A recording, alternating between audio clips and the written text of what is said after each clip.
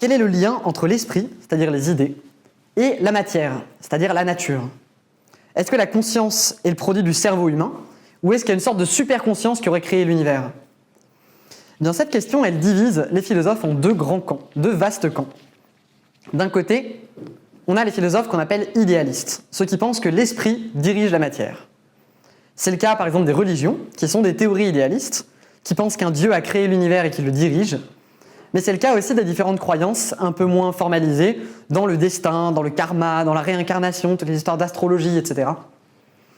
Eh bien, il n'y a pas que les religions, ceci dit, dans l'idéalisme.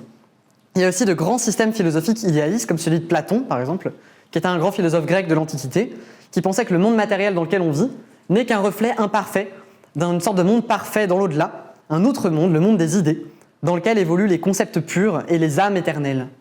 Ça, c'est pour les idéalistes.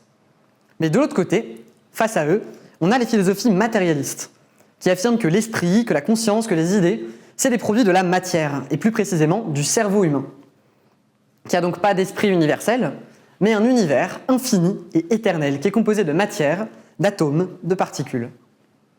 Pour les matérialistes, la conscience, elle est produite par le corps des individus, et elle meurt avec le corps des individus. Et les idées, elles sont le produit des interactions des êtres humains au sein de la société. C'est moins mystique comme conception du monde, et de fait, c'est surtout cette philosophie qui a fait avancer la science au cours de l'histoire.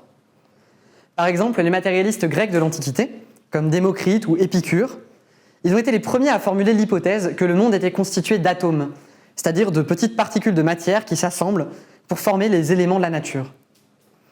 Ils ont développé cette idée comme une intuition logique, une intuition qui leur est venue à partir de leurs premières observations du monde. Alors bien sûr, leurs observations du monde, elles se faisaient à l'œil nu, c'était pas très précis, mais de fait, ils ont réussi à découvrir ça et à avoir cette très juste intuition près de 2000 ans avant qu'on arrive à observer les atomes de façon scientifique avec les microscopes modernes. Eh bien, le matérialisme, donc je disais, il avance main dans la main avec les sciences de la nature. Parce qu'il part du principe que le monde fonctionne selon des lois objectives que l'humanité peut découvrir.